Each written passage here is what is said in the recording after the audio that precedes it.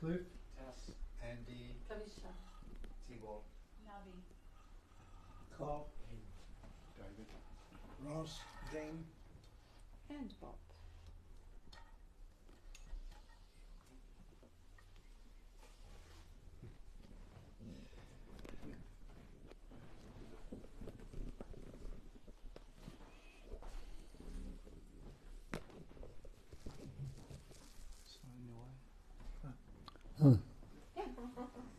Ready to go? Yes. Haven't plucked my ears out yet. Oh, I'm sorry. Thank you, sweetheart. Why did I remind you? Oh, because you're a kind, beautiful, caring man. Good to see you all. And that is basically what we're on about, what we talk about as non-duality. And all it happening is just to remind you of what you already are, that might not have been recognised, or you might have had taste of it. The fact is that it is already that. That is all there is. Absolutely no duality whatsoever in non-duality, though it appears to be so. And how could one thing be discriminated from another thing if it didn't appear that way?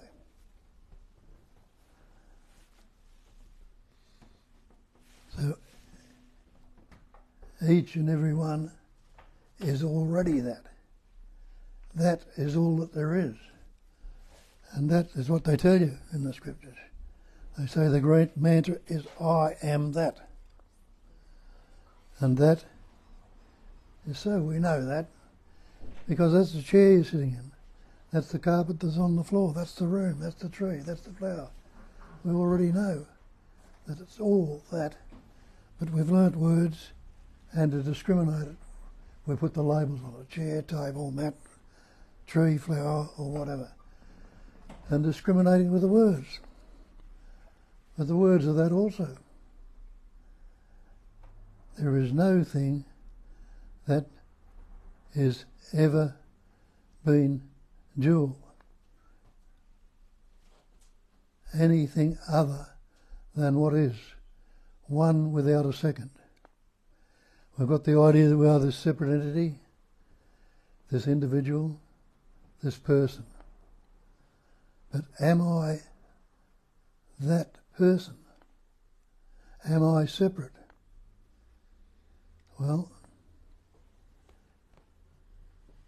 if it's one without the other, one that's non-dual, how could there be anything at all that is separate from it? It can be divided. So that's what needs to be investigated and understood and grasped and seen for what it is. And in the recognising and knowing of it, can anybody or anything ever knock you off your perch when you're still seeing? As they say, know the truth will set you free. When you recognise the truth and know it for certain, and false, anything that is not the truth, if you investigate, as they tell you, the false cannot stand up to investigation. Well, they call it, in the ancient texts, way back thousands of years, they call it the great perfection, or the absolute, and they call it the, what is it? Great perfection. Great perfection. Did I say that? Great perfection. The absolute, the one without a second. Oh, my mind's not functioning too well today. I'm getting past it.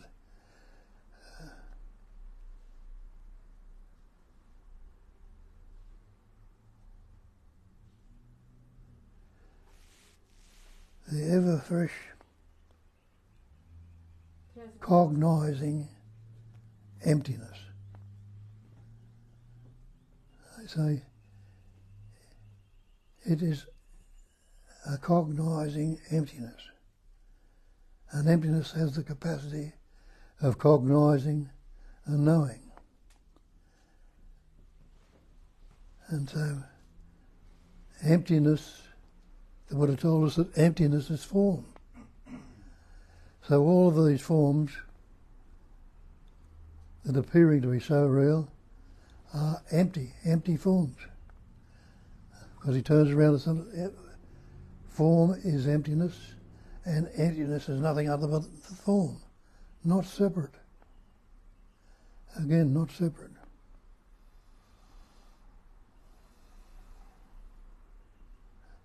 And that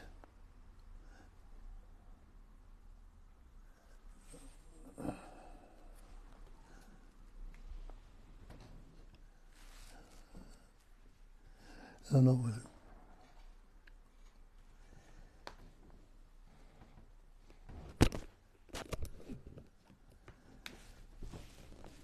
You want to take over?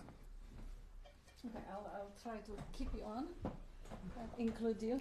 Okay, so we had this discussion with Bob also about, someone was asking us a question about the definition of space. What does he mean by space? And he said emptiness, simply emptiness. Oh yeah. Yeah, they call it emptiness like space. Emptiness is form. Now space. Can you postulate or think of anything outside of space? When you look around you and realise that you are in space right now, space is all around you. Wherever you look, there is space. And all these pattern shapes and forms are appearing in space. Does space have any centre to it? Or can you find a centre to it? Can you grasp it and say it has any beginning, any static point where it starts? You can't. Does it have any ending? It hasn't. So it has no beginning or no ending. Now, can you postulate a place where it begins? Can you think of anything that could be outside of space? So when they're telling you it's a space-like emptiness, you realise that everything is the content of space. That includes you, me, the tree, the flower, the chairs, anything at all. It's all things. Space is no thing, but it is the content of space. You cannot postulate or think of anything outside of space. Have a look at that and see for yourself that that's what needs to be done. And we think space is like this space here. We think it's something separate and apart from us. But so we've got that wall there. That wall is just a plain wall. We've got the pictures on it, the things that are other attached to the wall. They're all adornments of the wall, all appearing things. But without the wall, could they be attached up there? The same with the space. Everything is the adornment of that space. This body, this mind, the trees, the flowers, that's all. And that's the problem. We see the things that are appearing in it. They're all appearing, seemingly so, and we take them to the appearance to be real. But the appearance is not the actual, it's not the real. It's only how it seems to be. And they call it a cognizing emptiness.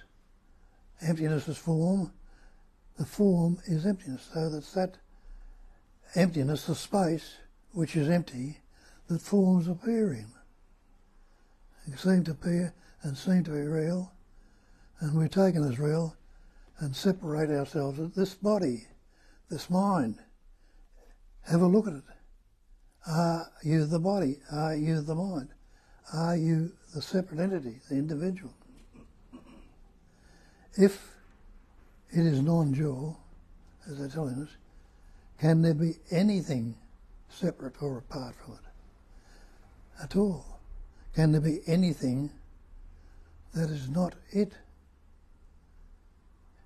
Only if it can be separated. But to see, that's why we need to question, look, can you separate anything at all? You can apparently, seemingly so, with the thoughts, the concepts, the ideas. But have a look at the thoughts even. How do the thoughts fare? As Shakespeare told you a couple hundred years ago, they're a vibration, a movement of energy. And he says there's nothing either good or bad, but thinking makes it so. It's vibrating into the opposite. What's this thing you call mind? How is it functioning? It's not in the past, which is a memory. No, past is a memory. It's gone now. The past is not this moment. It's not the actuality. Try and live in the past if you can. See it, to question it. If you can't tell me what happened 5 minutes ago, it's gone for good. But otherwise, if it's still there, it can be recalled and actualised in the moment, or seemingly actualised. But it's not the reality. The future you can anticipate and imagine. So there's no future unless it's anticipated and imagined. Well, what about this now moment? Well, now is spontaneous. You can anticipate and imagine the future. You can recall the past to a certain extent. But what about right now? Well, grasp that if you can. I've got it now. But it's already moved away. I've got it again. It's moved away. So it hasn't got any duration. Time is duration. Has a start and hangs around for a while. Duration. Seemingly in time. But this spontaneous moment is not time. It's prior to time. It is spontaneity. A present vibration or seeming movement in this time, space. So time and space are not separate. Movement and stillness, high and low, all these concepts we've got, which seemingly divided, are only conceptually so. So start to recognise things like that and ask yourself the simple question, am I unaware right now? Well, you realise no. There is an awareness of being present here right in this moment. I cannot say I am not. Sure, you can say I am not, but what are you thinking you're not? You think you're not this or not that or something else. But you can't actually say you are not, because the very word I'm not, isn't that a concept or a thought? And so I'm this or that or something else. It's all conceptual, all thoughts, all feelings, all emotions, all happening spontaneously. There is only that again. So what happens when I recognise and know for certain that that is what I am? A thought comes up like thoughts have been coming up and telling me I'm this, I'm that, or something other, I'm not good enough, or I'm fearful. Where before it would be latched onto, try to be worked out with another thought, another concept, another idea, and the story would start. And I'd build a story about myself. I'm so-and-so, I'm this, I'm that, I'm the other. And that story goes on and on with more thoughts.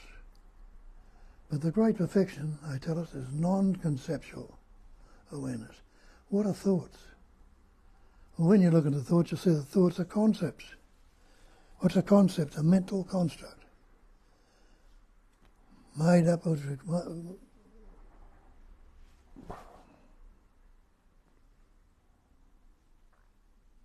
mental images, mental constructs. All made of words. And it tells you in the Bible that's how it all started. In the beginning was the Word. When did you begin? And you really look and try and tell me, and you'll say, I began at birth. Well, that's what we've come to believe. That's what we looked into. But can you remember your birth? Well, there's no one here that can actually remember your birth. And when you look into that and reason it out, you'll see why. Because you didn't have any words when you were born. So if you didn't have any words, how could you say that? How could you use that statement? But there you were, you'd come out, and the livingness, the awakening, or the wakeful beingness, or livingness was there.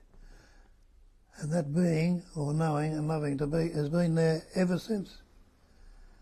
And as the spontaneous movement of energy goes on, which similarly creates the concept of time goes along, the capacity of reasoning develops.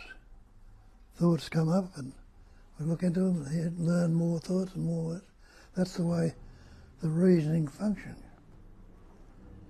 And we believe we are the Word. We are this person. We are this separate entity. And the concepts and ideas and words are constantly changing, because the concept that I had 5 minutes ago mightn't sit right now as the reality. So we form another concept. And miss out on what they call the great perfection is non-conceptual awareness without a concept. A concept, when you look into it, is a mental construct, a thought. A thought is a vibration. A vibration is a movement of energy, a sound, a word, a noise. So these sounds, words, noises, or voice, whatever it comes about, which we call words, again we take on to believe this me, this separate entity. And it reinforces this idea that I am this person, this separate entity. And people all around us are reinforcing it also. Because none of us ever look into it and never investigate it. And that's what the ancients have pointed out in the scriptures. They call it ignorance. Because we take for granted what our parents taught us and the words we've learnt, and what other people around us we're believing their words, our words are real, and take the word to be real. And miss out what they're pointing to and what the meaning is. But then, look into what they found and saw years ago, that the word is not the thing. Look into that and recognise. Because they tell you, you need to look into the false, look at this ignorance. Not that we're dull or stupid, that we don't know. It means that we are ignoring what is before our very eyes right now. There is nobody in this room who is unaware. There is nobody in this room who is not knowing. There is nobody in this room who is not being. But there's probably a lot of us in here who are conceiving that I'm so-and-so, or I'm this, or I'm having a bad time. What about all these fears? What about all this anxiousness and self-pity and fright and remorse and anger and jealousy that I've had and held on for years? What am I going to do about this or that? Go in and revive the story again and get some concept or idea that it can be worked out in the mind.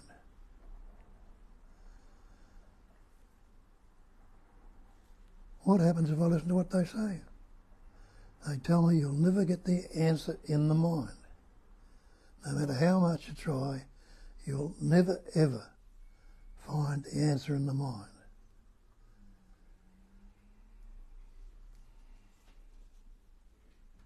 And that's why they call it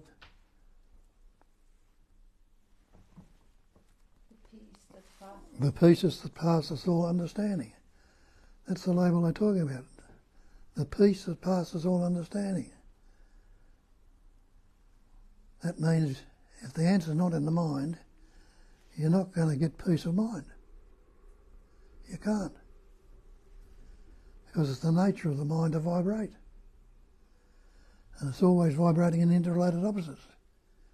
Either good, bad, pleasant, painful, happy, sad, high, low, here, there, you, me, this or that. Have a look at your mind and see. What happens if I pause the thought for a moment and I realise that I can't pause the thought for very long because I am not the thinker of the thought? What's my next thought going to be? I can't tell you. And is there anybody here that can tell me what your next thought is? When you look at it closer, you'll see you can't. But a thought will come up and immediately claimed by the believed-in concept we have about ourselves, I think.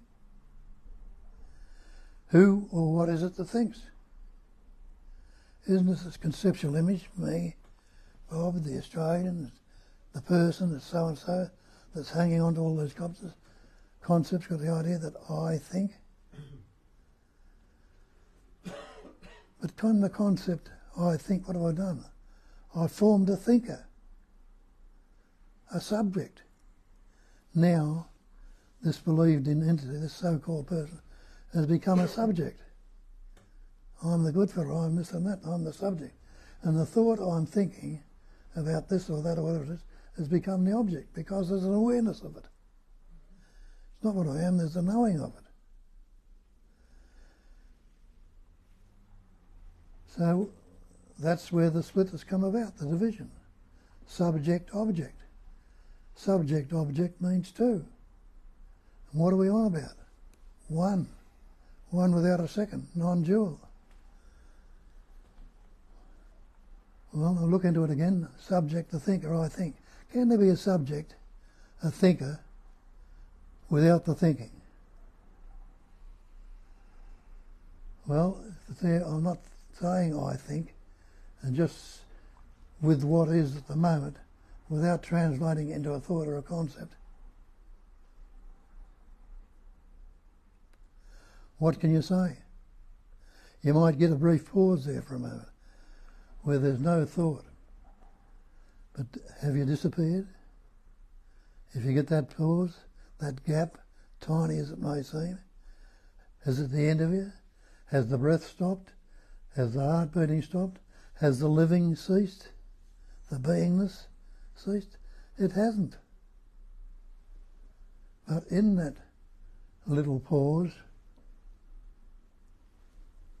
you realise that the breathing was still happening, the heart beating was happening, there were other things going on in your body,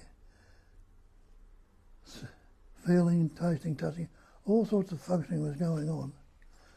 But we weren't relating it to the thought, I see, I hear, I think, I feel. Look at that. Thought, I see. Can the thought, I see, actually see? Well, shut your eyes and have a look and see what you can see with the thought. Can the thought, I think? Don't bother thinking for a moment and see what happens without the thought. Is it the end of you? The thought, I feel. Is feeling stopped? There'll still be feelings, there are sensations, but who is it that thinks, feels, sees, tastes, touches, or smells? Who is this I? This separate entity that believes it can do all these things. We'll go back to where it is again. Isn't it the conceptual thought that's come up when we learnt words? I is me, Bob the Australian. I think. I feel. I see. I taste. I touch. I smell. Now this conceptual image is believed to be something concrete, solid and real that I'm relating to, that's being related to. What's relationship? Relative to, me and other. Relationship is duality, me and other, the seeming division.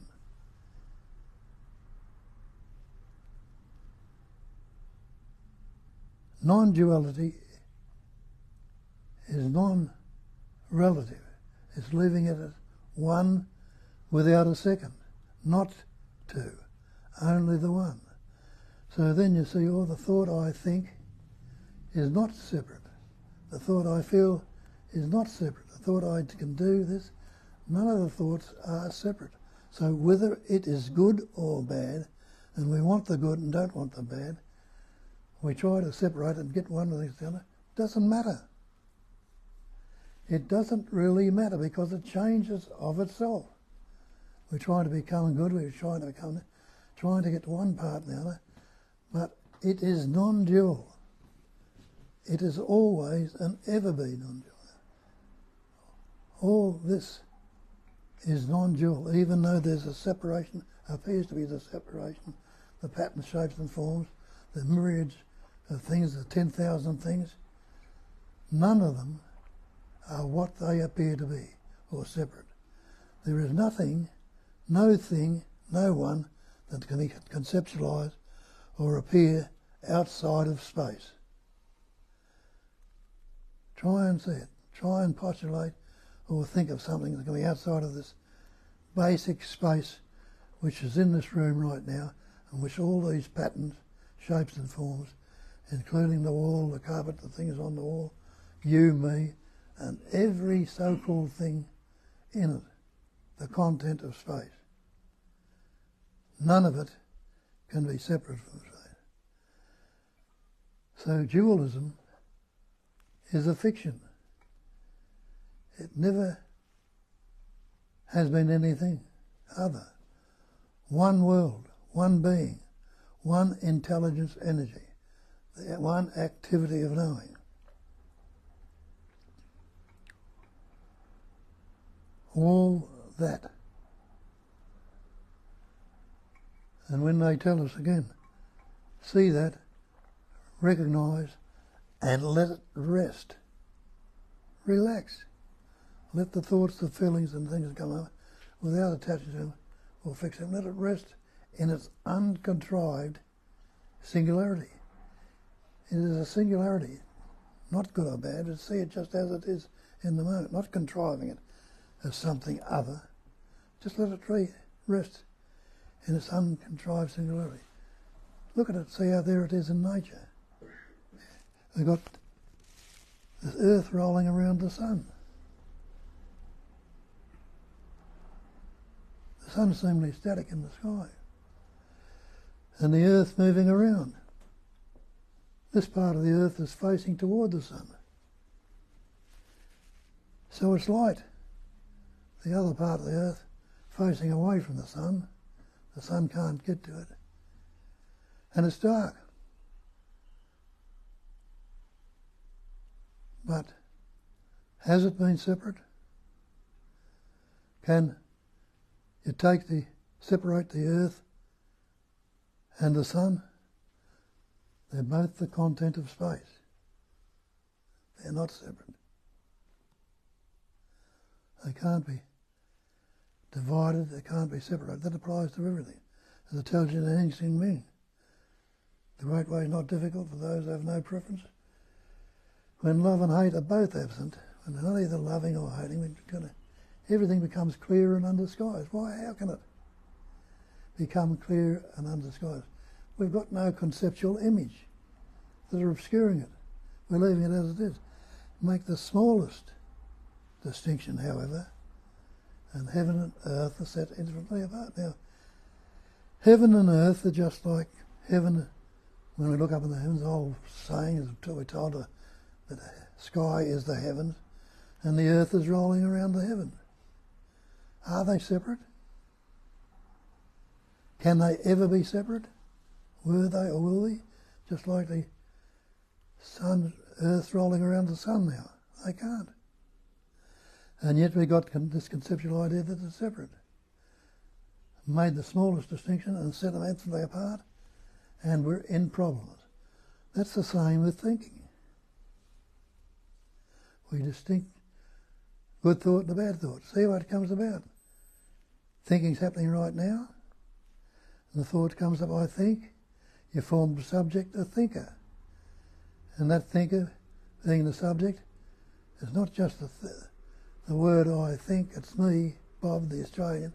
The thought up or conceptual image, the thought up image I've got now becomes the subject, the thinker.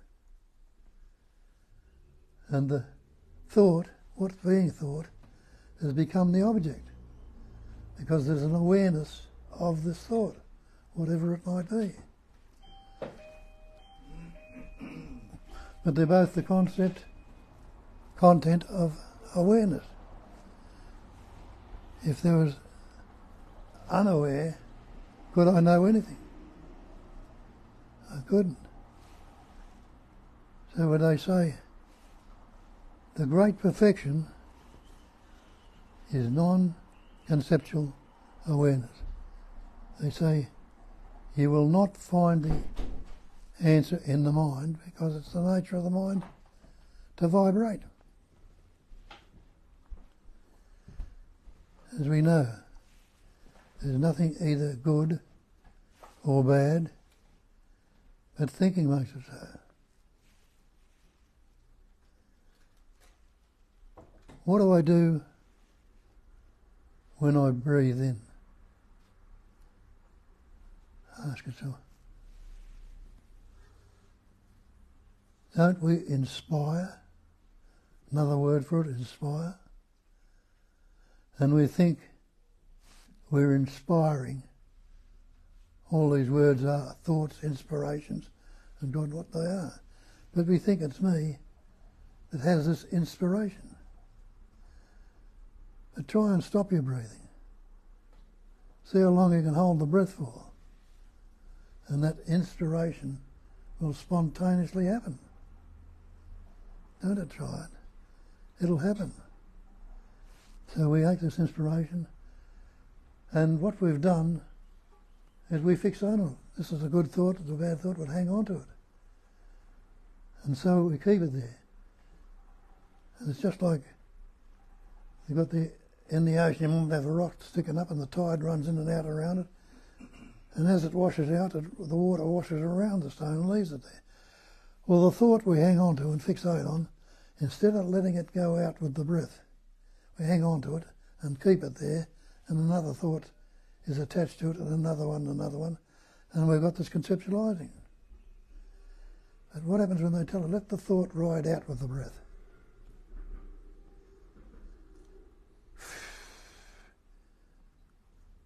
That thought that you might be fixating on, just breathe it out. And you notice when you breathe out what happens. Before you take that next breath, there's the tiniest gap where it's neither in or out. In the tiniest gap, do you disappear? Is it the end of you? Or is there still a life there that's taking in that next breath, bringing in more thoughts, feelings and emotions? But you recognise if you're not hanging on it, the thoughts we hang onto and fixate on it, keep us there, keep us in the story. But if you're not fixating onto it,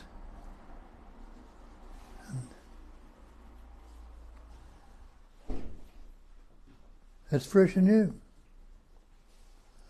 Leave the thoughts fresh and new, spontaneous.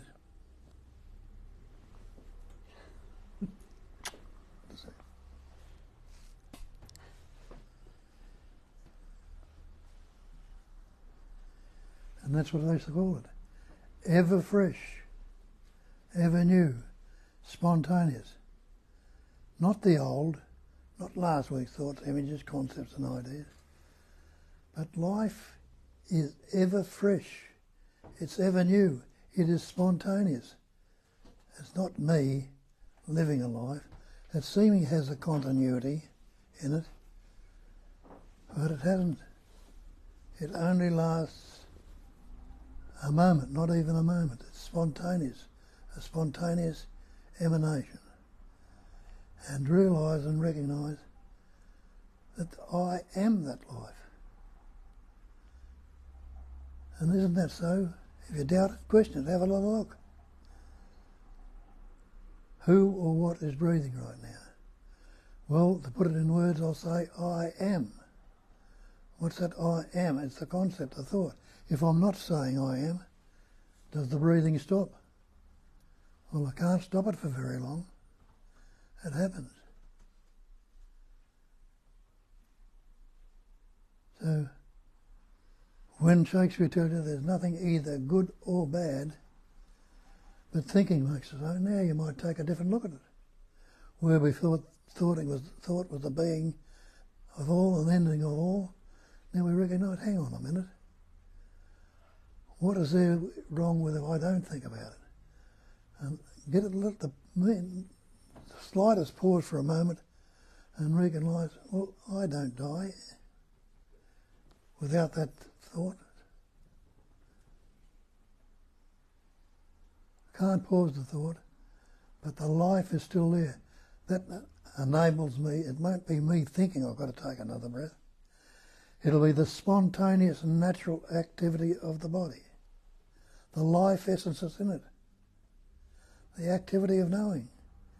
The intelligence energy. All different concepts we use. And you can relate to every one of those because that's how it's going, isn't it? Is there anyone who's not thinking or believing or knowing or seeing or hearing or tasting or touching or smelling right now? It's happening. But again, have a look at that. Is it a separate entity that's doing it? And that's the thing we need to look at and investigate.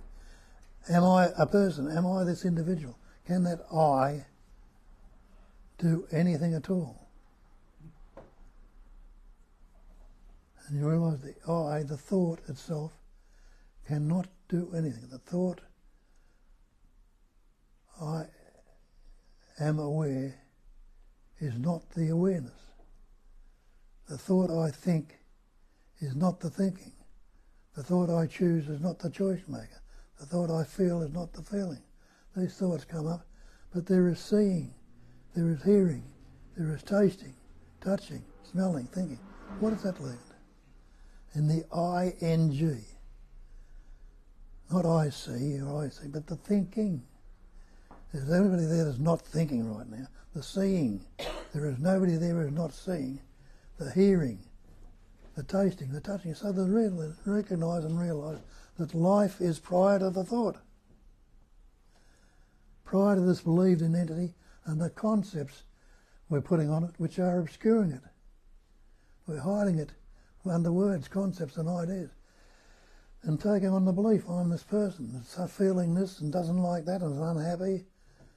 Creating all the psychological suffering, all the misery, all the feeling, all the beliefs we hold and live in, take on board, that cause all the psychological suffering, the fear, the anxiety, the stress, the guilt, the unhappiness, all happening to me.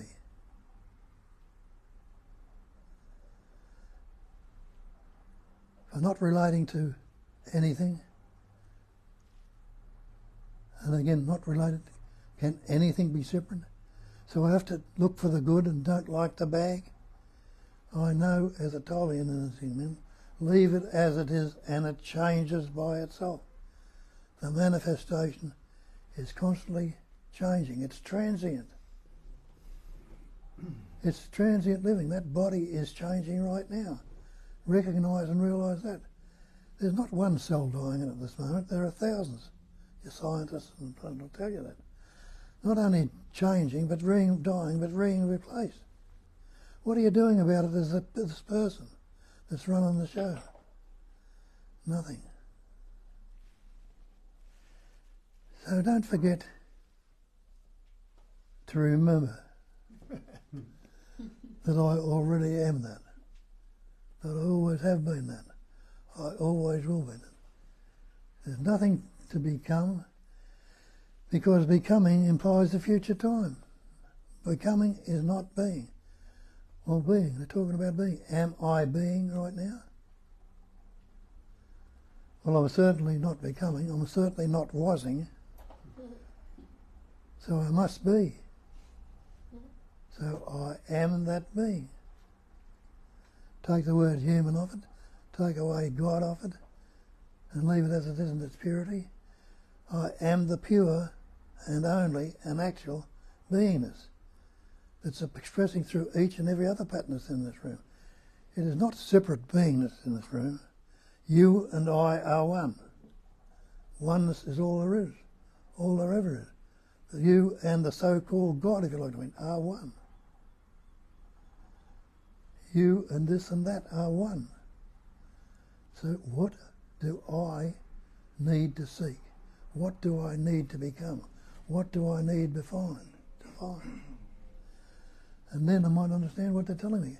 I am that. You are that.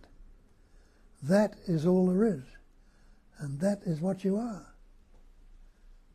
Recognise it, realise, investigate it and see it, and take it on board. Don't lose sight of it, which we've done, until naturally and effortlessly you won't be able to get away from it. The initial seeing might take a bit of looking through because the habitual pattern of believing in an entity was going on and seems very strong. It was caught up in it for years. And still sometimes it will show its ugly head. But once seen through, and that's what they say, the false cannot stand up to investigation. But that's what's necessary. Recognise the false as false and know the truth. That's in all the scriptures, they all tell you that. Know the truth, and the truth will set you free. And the only thing to be free from is the belief that there is anything separate or tall or apart in this manifestation. So that'll do me for... I'll have to give this game away. I'm not too getting worse as I go along. Old age is getting up to me. No, Come on, Kat. that's not true. That's not true. You're going to have many good days ahead of you here. That's your concept. We'll see whose concept is right. Yes, so we have, and welcome those who came later, we have no questions. We have 20 few people with us, and we have good morning messages, but no questions. So the mic goes to you guys. Questions invited, and sharings, and yeah, anything that comes up. Your next shot. Yes.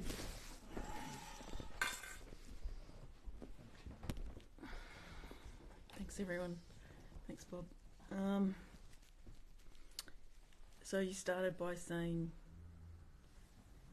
talking about cognizing awareness.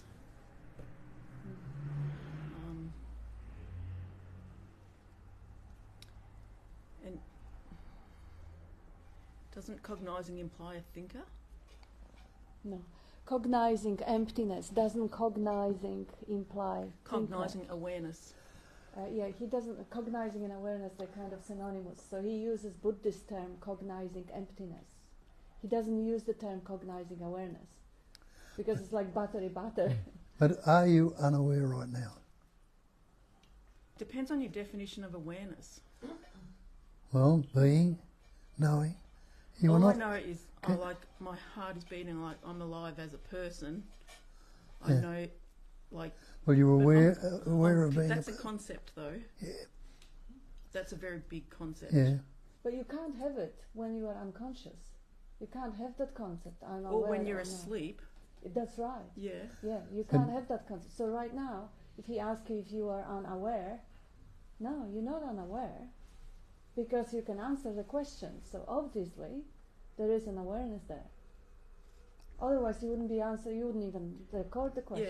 Yeah. Okay. So if I'm aware now, then when I'm asleep or unconscious, yeah, I'm not aware. But when you wake up, you say, "I slept well." How would you know? Yeah. No, you wouldn't. Well, you do know. You're making a lot of presumptions. Yeah.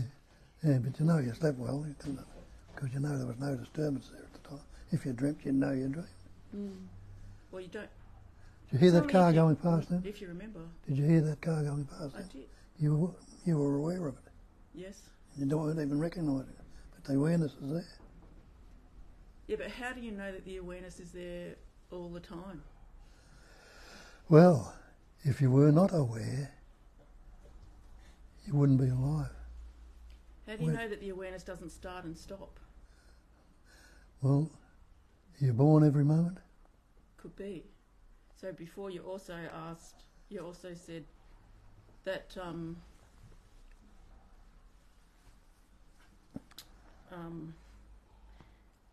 sorry.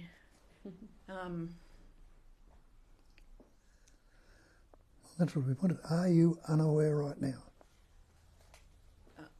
I don't know what's happening right now, actually. Well, are you unaware?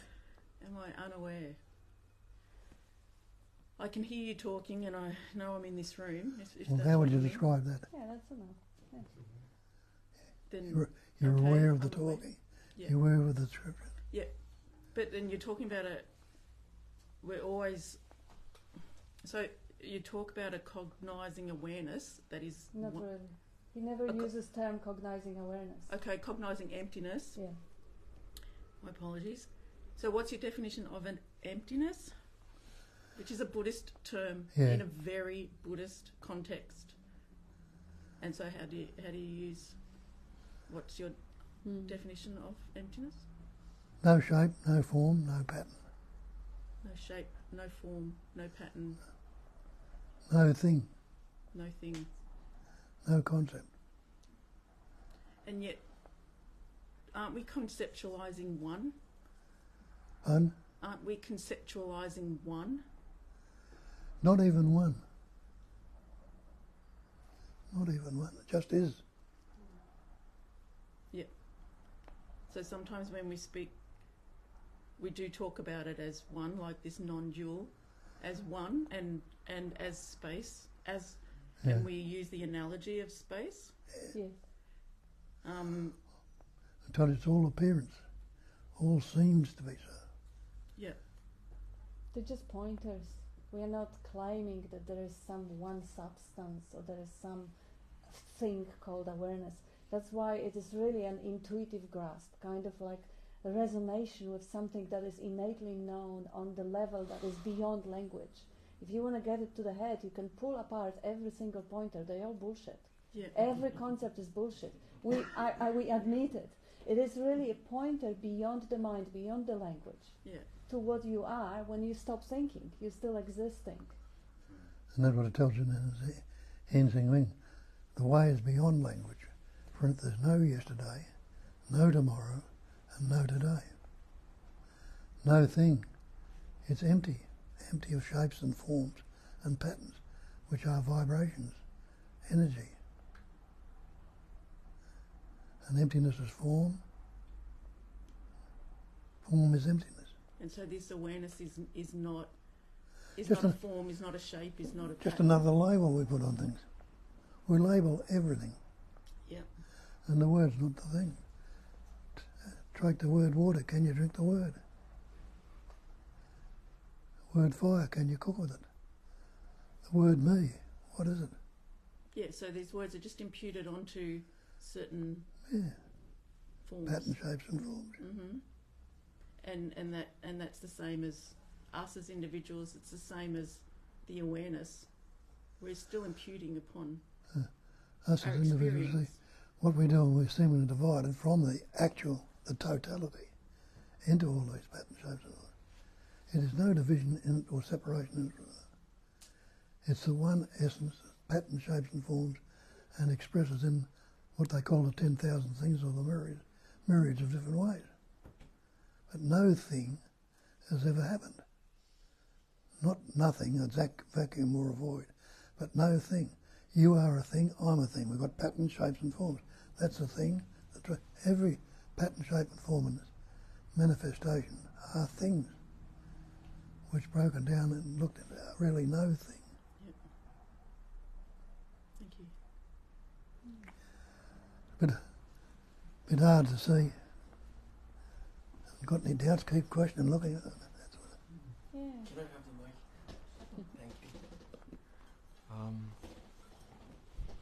Thank you. I notice clearer than all the time that my presence intensifies the energy in here. I just want to confess that I'm working hard on it. That's why I don't feel apologetic. It's just a process of purification of the system. I notice people take me serious, and I am serious, but there's nothing inside it. It's just a seriousness, without anything inside it, with intention or. But yeah, I'm working on it. I'm just like everybody else.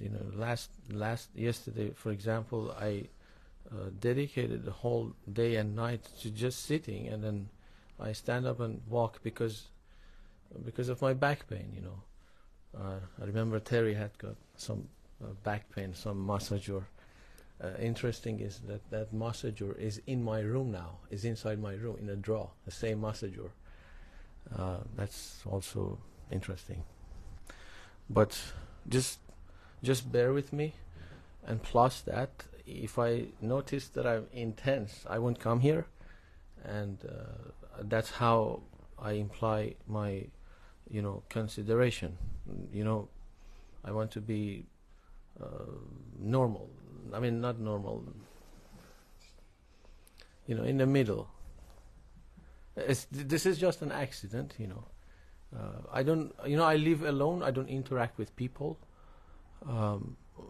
That's the way I am. That's what. Let's say that's what God wants it to be. And I'm working on it. Good that you're working on it. That's amazing. Something's moving you to work on it. I was the same as you. Wouldn't have a bar of God or anything else at all in it. Dirty on the world and everybody in it. Something made me look into the stuff that I wouldn't have looked in before. It took me from out of the depths to where I am today. Losing memory, getting old and dying. But it changed me. So it's good that you're looking. Yes. You're not looking again. You're knocking yourself about believing in it, That's causing all sorts of emotional disturbance to go on in that body. Yes. And I remember you several times emphasis on the constantly changing. This is constantly changing, although it doesn't appear constantly changing at all. But it is evaporating and then start to vibrate. When it becomes a little bit lighter, more transparent. This is transparency, vibration. Adapting with all kinds of situation. But when you're dense and solid, you're gonna accident with the situation. You're gonna experience pain and give pain, and then you live on a saw. If you go forward, you cut. If you go backward, you cut. You can't do anything except stillness. Yeah. Trust me. I'm better than I look like. You are that. Whether you look like it or not, that's all there is. You're already that. We put the limitations and handicap ourselves. Just as well, you're not a good better. You put the betting on the wrong horse. I'm making progress. I'm making progress. Of course you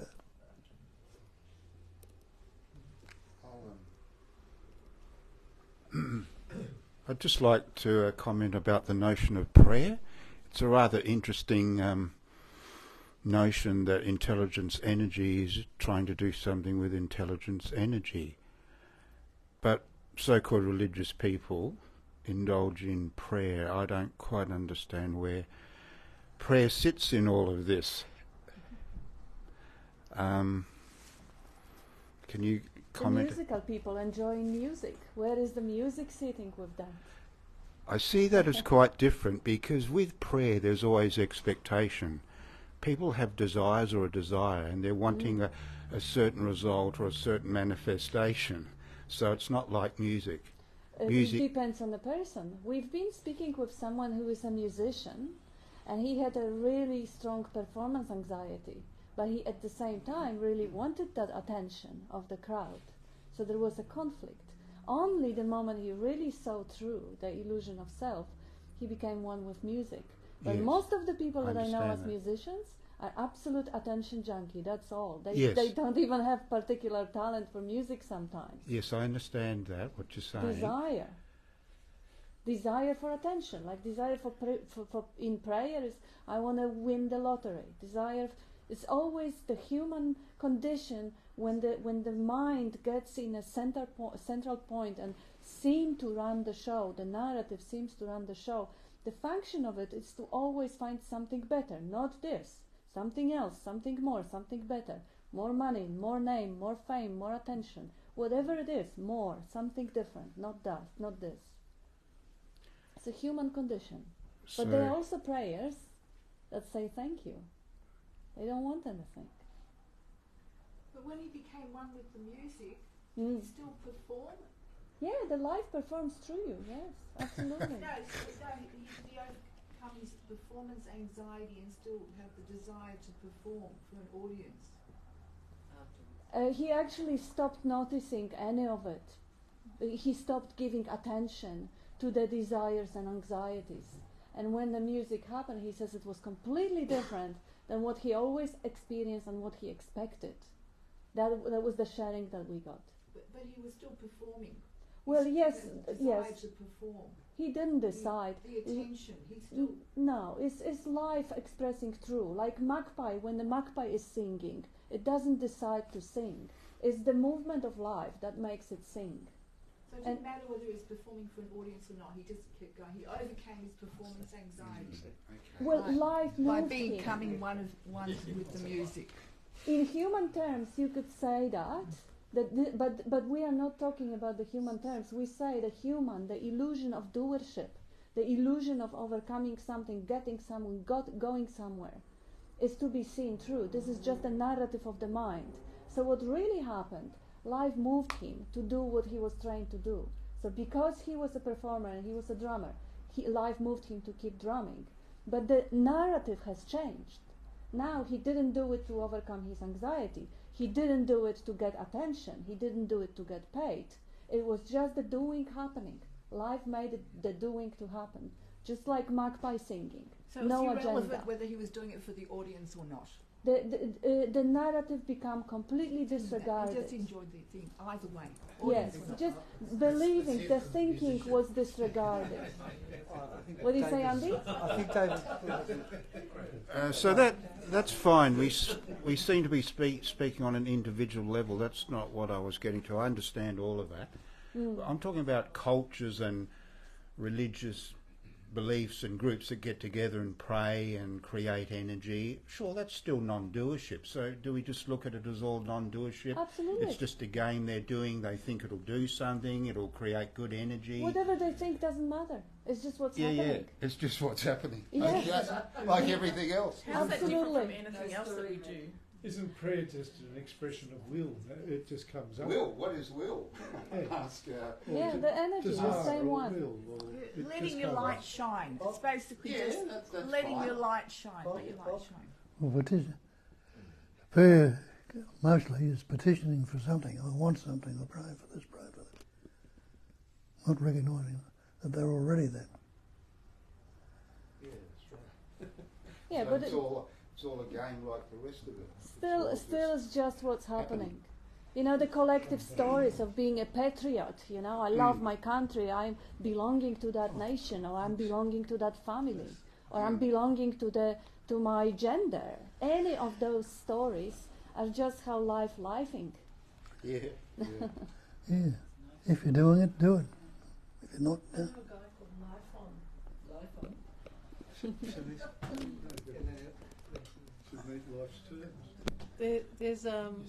There's a gypsy saying that says, "Sing for no one, sing for everyone." And I'll just sing you a chorus. Sing for no one, sing for everyone. Boom, boom, boom, boom. Sing for we are servants of the song. Sing for being together, oh, never mind the weather. Sing for no one, sing for everyone.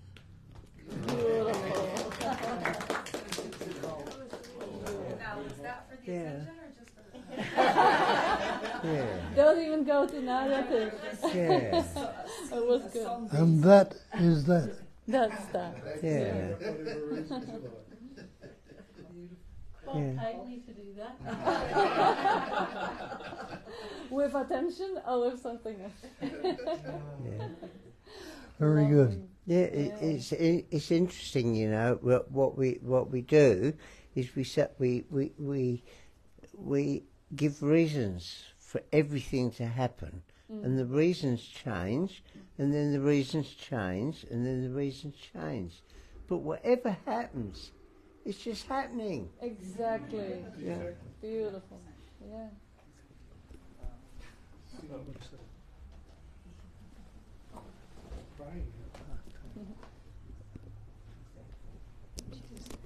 Yeah, I used to struggle with that kind of prayer question of David's, but yeah, it was because I didn't really want anything, and it just made no sense to want anything either. It was just like life's ticking, you know. But people are saying, you know, pray for this. Sorry? I've got it. Oh, sorry. Oh, you can't hear me from there. Is it not working?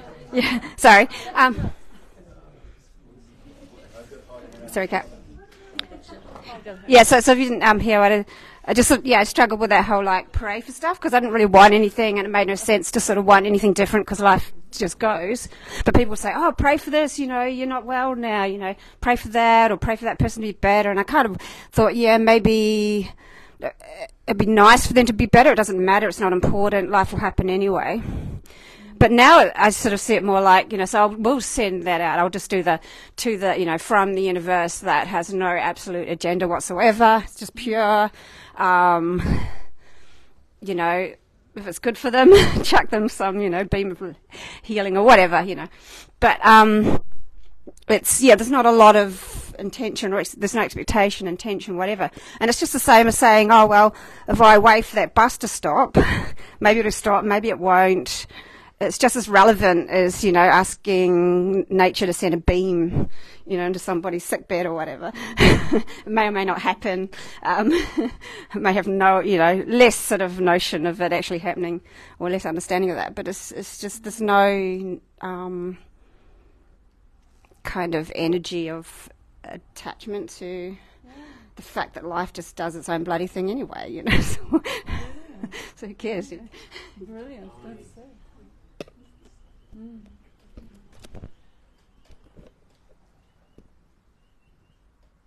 Thanks.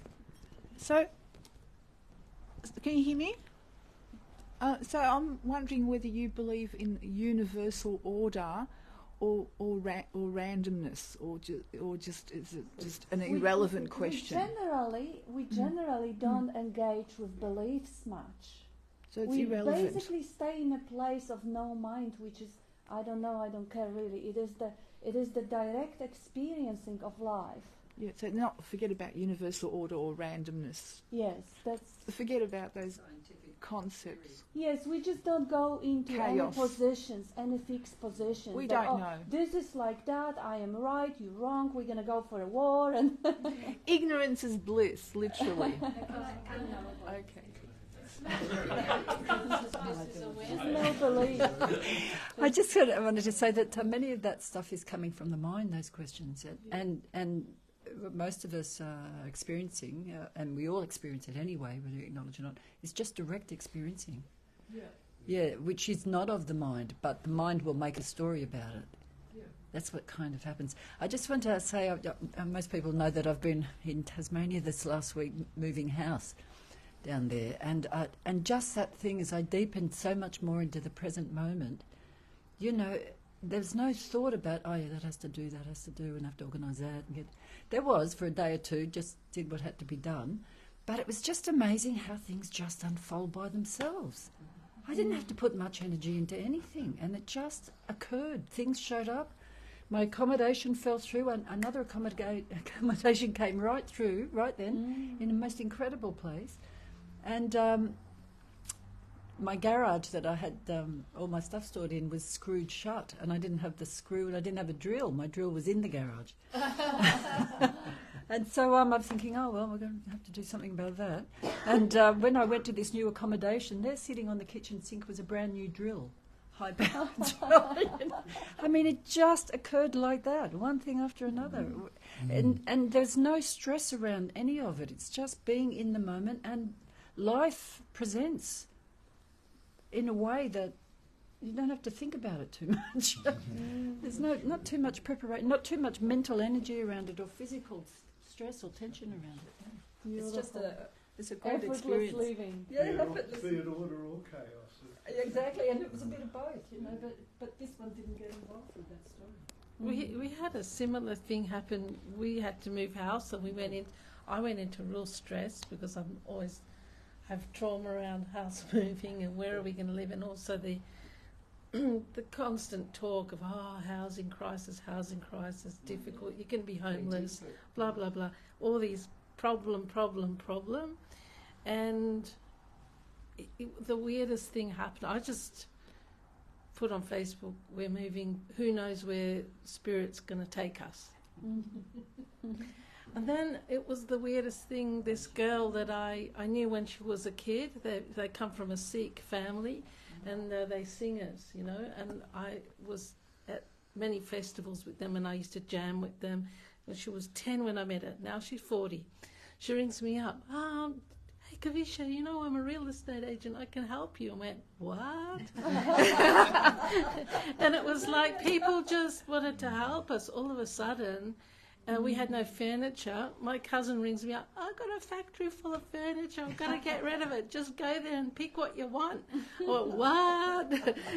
You know, so it was this amazing thing. And the leader with the bed. Oh yeah, and then I went to a garden, an opening of a community garden, and we were saying we had to move. She goes, oh, you need furniture? My brother-in-law, he came to Australia for 3 months. He doesn't like it. He gave me his furniture. He's gone back to Brazil. Do you want a bed? But it was like all the angels were lining up to give us all what we needed. And it was, I guess, when you're saying it's like moving out of the problem-solving mental constructs of how I'm going to do this, and there's that let go, and then all of a sudden there's this wave of energy. So moving out of life, you know, that they're saying life's not a problem to be solved, but a mystery to be lived. Now, it's a beautiful saying, but how do we get there? How do you get there? You know what I mean? We get out of the way, and it happens. When you get out of the way, you experience the connectedness of you know, intelligence, energy, and that is not what randomness is. Is a scientific thing that actually has no meaning, really, because even scientists who looked deeply at the nature of what randomness is, they say randomness only means that we haven't quite got to that level of understanding the natural order of things. So there is a natural order, you believe? That's what I experience, not what I believe. It's a different thing. So you experience a natural order. Of everything. Is it order? It only happens right now with no preconception or afterthought.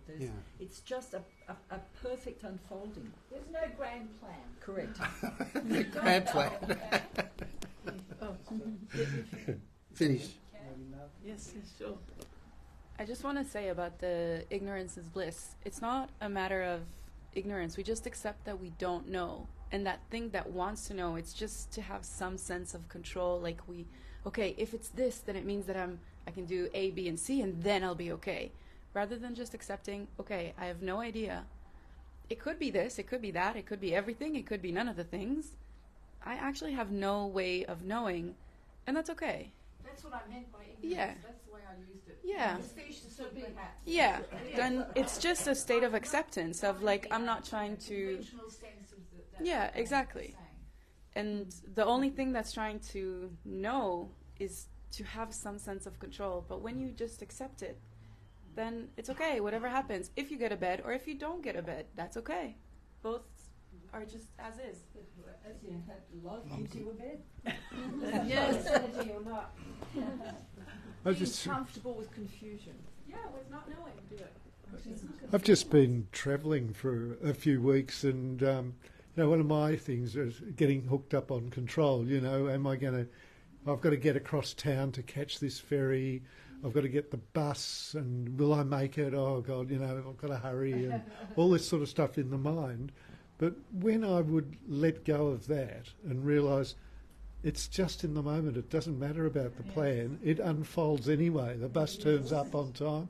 If you miss that bus, another one comes along, you know, and it just moved and unfolded perfectly. But in my mind, I was trying to plot it ahead all the time, and it's just an illusion that you've got any control over it, but yet it unfolds the way it needs to unfold. Yeah. I was half an hour late because the tram broke down, and I was, getting all stressed, and I thought going faster on the inside is not going to go any faster on the outside, and I thought, really, I thought that was so obvious, so one of those simple but brilliant observations. It's so obvious, but I thought, that's it. Why am I, I'm trying to speed things up on the inside. It's got absolutely no bearing on the outside. You may as well just slow down on the inside. That's a good definition of worry. Projection into the future. I have a couple of comments from online community. There was some gratitude expressed. Oh, some spiel, Bob, from JB. And then Susan says, prayers in many cultures are expressions of gratitude. And Jane says, that's been happening here. No control, effortless being. Beautiful, yes. Laura, so simple, just direct experiencing. That's it. It's beautiful life on life terms. The mind always asking, never satisfied. It is priceless to see through the bullshit. Beautiful. And British Julia, lovely conversations. If I only could invite some media journalists here. And I just wanted to highlight what you so beautifully expressed, like everyone who had this moments of getting out of the way of the constantly complaining mind, which it is its function, but it is a mechanical function, and just putting it aside, and suddenly the perception changes so vastly. Suddenly you see how life flows, how it flows, the energy that life is flows through the least resistance, and everything resolves itself. It changes, but not in the way, like Navi was saying, the mind that always wants to control things, know things, to be able to control it. That's suffering, because life will be unfolding as it should. Bob often quotes Desiderata. No, how was it? That no doubt that everything is unfolding as it should. That's a brilliant poem. Yeah. And then, yes, it's poetry is just like a prayer, like everything else. It's just what's happening. And that may happen from the controlling, contrived, complaining mind, identity with the thinking. This is my opinion, I have to defend it. Or from that space, that home we never left, that relaxed natural state, in which you are just a presence, witnessing that miracle unfolding as it should. Or even the concept of should is a little bit far out, but it's an expression, and no concept is ever right. Yeah, I just wanted to highlight it. Yeah, very nice. Can I have the mic? So please, everybody online and offline, if I don't have eye contact with you, it's not personal. If I don't speak to you, it's not personal. It is personal for this person, which is me, but this me is shrinking, evaporating. Just bear with me. I know what I'm doing. I'm doing what I have to do, and I'm doing it intensely. That's why things get worse, and it's been said things get worse before they get better. Now I'm in a worse level, but inside is okay. I start work somewhere, and thank you. It seems I'm the least stressful person in that workplace. That's why everyone shouted me. Everyone are, inappropriate with me whenever they want, because they feel safe with me to do so. Amazing. What a transformation. Thank you.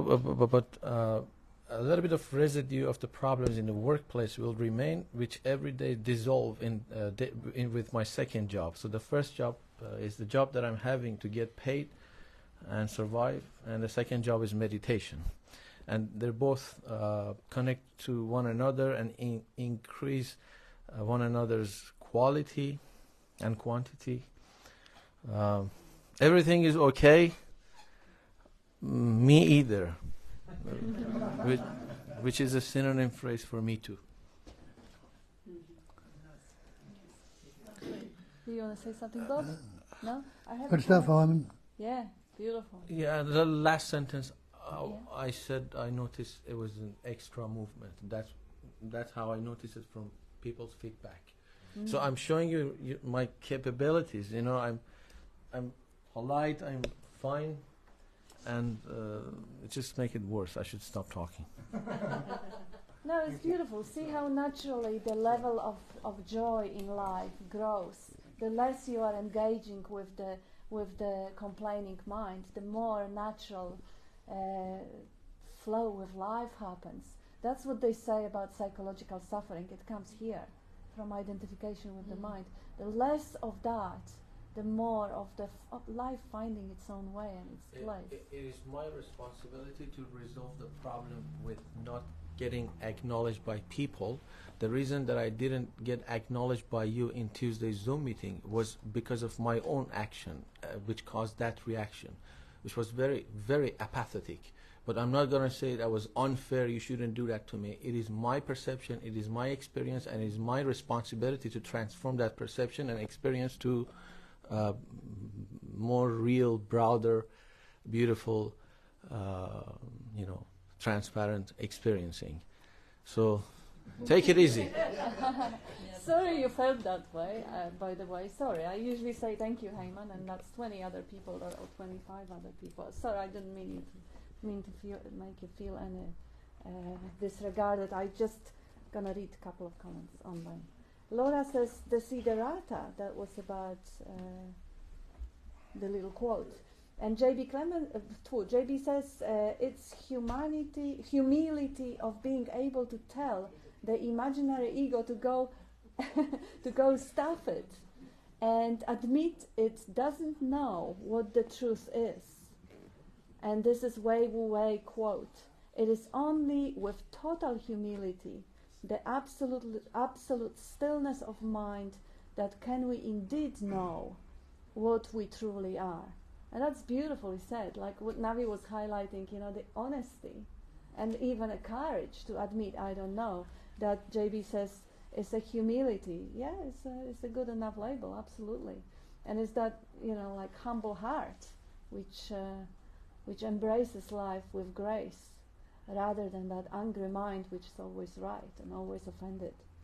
And Susan, prayers in many cultures are expressions of gratitude. I thought I read it before, but yeah, okay, we got it. Yes, we got it twice, and I think I said it too. Yeah, prayers are just another expression of that life.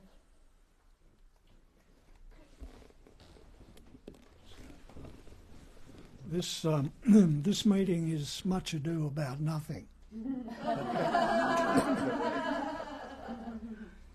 So when Shah's asking about wasn't cognizing emptiness, it was cognizing awareness. I'm talking about nothing.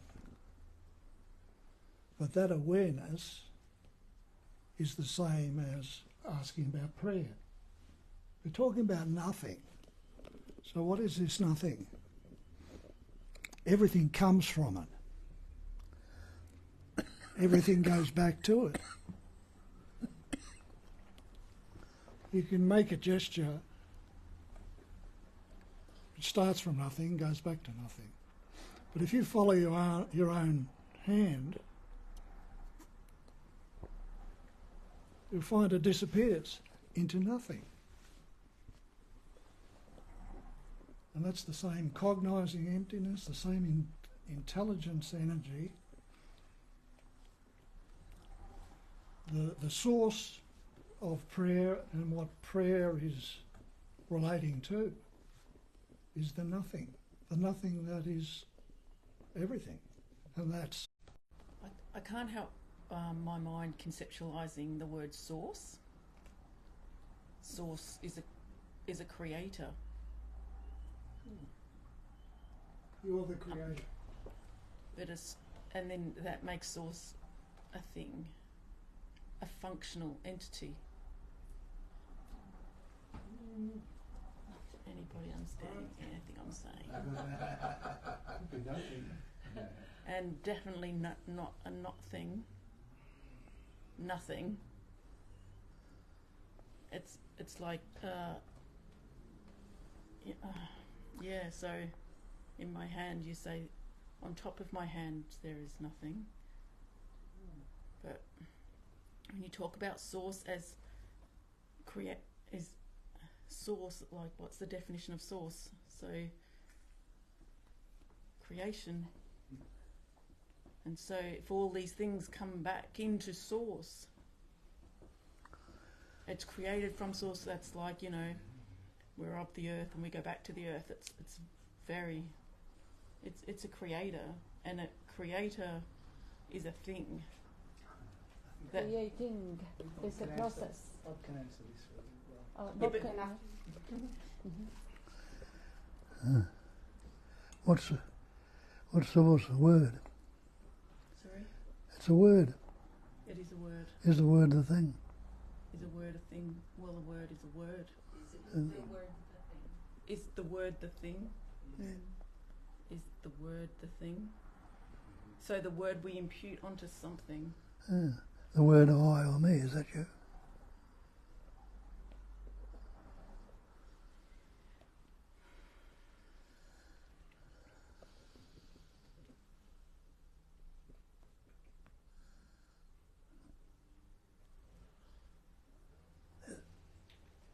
Contain anything in it. But it's a container. Just to point on source, but yeah, I've got it back. Okay, you have something? No.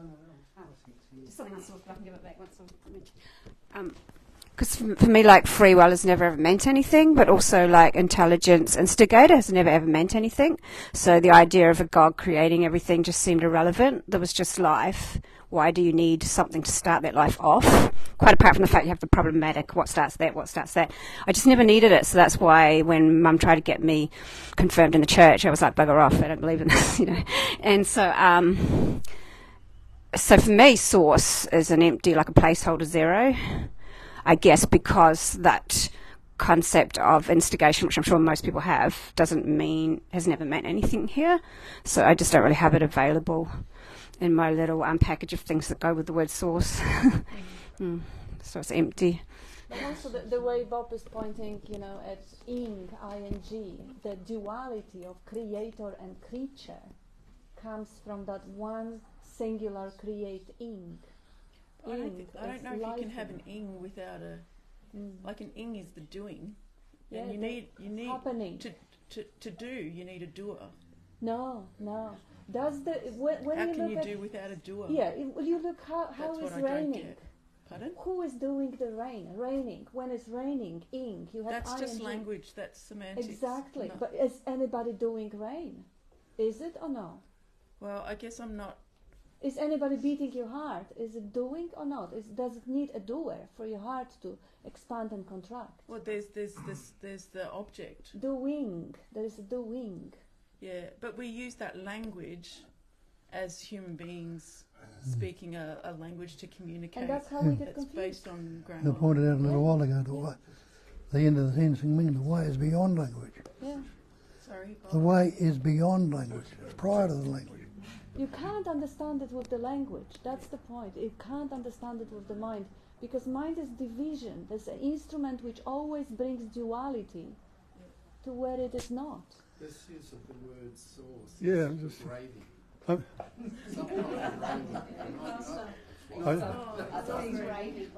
I'm just interested in the word, in the idea of source, though. Like, it's a great one to question. Where do thoughts come from? Like, what's the source of thinking, and where does space come from?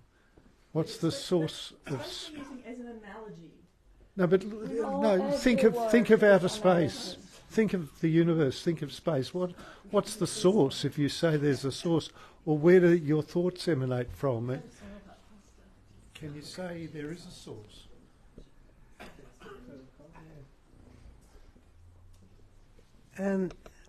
You know, when we Bob gave me something the other day, and I just really want to talk about that because I think this is really, really relevant. It's like I think this is a confusion between the description and the described. I mean, there is what we described and the description. And the description, we have to use words for it. And we hear in this room over and over again, the words are not the thing. You know, we can argue until the cows come home about the words we use, but, you know, we have to get away from the words and realise that they're just, don't forget that word, realise. We don't have to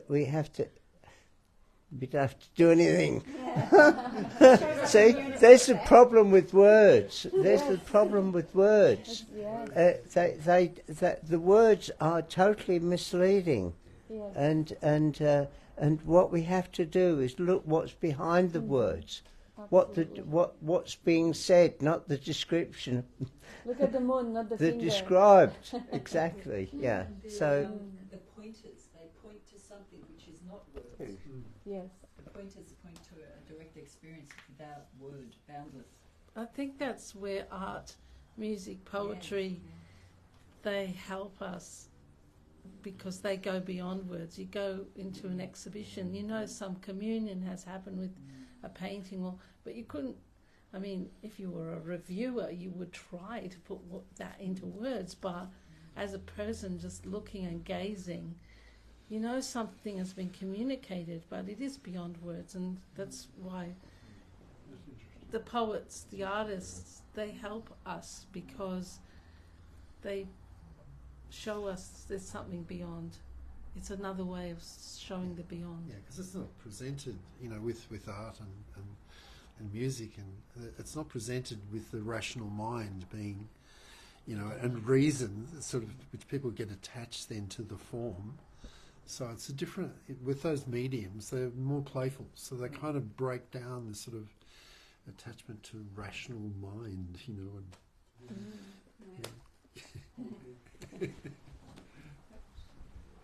It's like what we said before, or what you were saying before. We spend a long time talking about nothing, you know, because you can't describe nothing, or you can try and put words to it, but the words fail. It's, you know, it's our obsessions with ideas and concepts that are the problem, things we can talk about. So is there any other way we can... Well, what does it say in the Bible? In the beginning was the Word. What are you without the Word? What is anybody without the Word? What about allowing yourself to be playful? Just say, I'm going to go through this day and just play. I'm going to go to work. I'm going to go to school. I'm going to do I'm going to do the shopping, all the practical things, but just say, I'm going to play. I'm going to be in the play. And see what happens.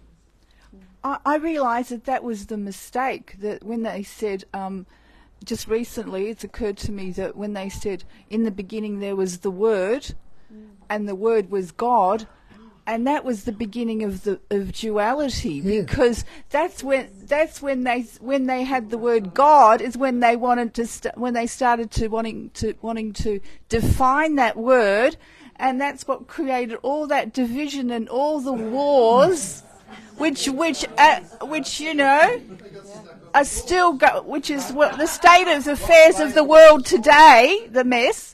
And that's the problem by defining that word God. Whereas before you define the word God, then you're living the oneness.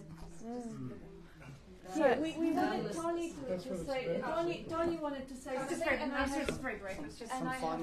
Just to do with what you were saying about when you read about art. When you read about art, they're the people that say, "Oh, it just showed up." this inspiration, this thing, this notion popped up, and there it was. They're the ones that seem to get that, that things pop up and pop up and pop up, and that's it. And I have a couple of comments from our online community, and we are over time now. So Laura says, congratulations to Heyman, and she says, beautiful Heyman, congratulations. And Bradley says, when you ain't got nothing, you ain't got nothing to lose. Beautiful, thank you. And Laura says, the map is not the territory. And Vivek says, words can deceive, but not silence. Yeah, so that's that. Thank you, everyone. Thank you for lively investigation. Thank you, Kat. Thanks, everyone.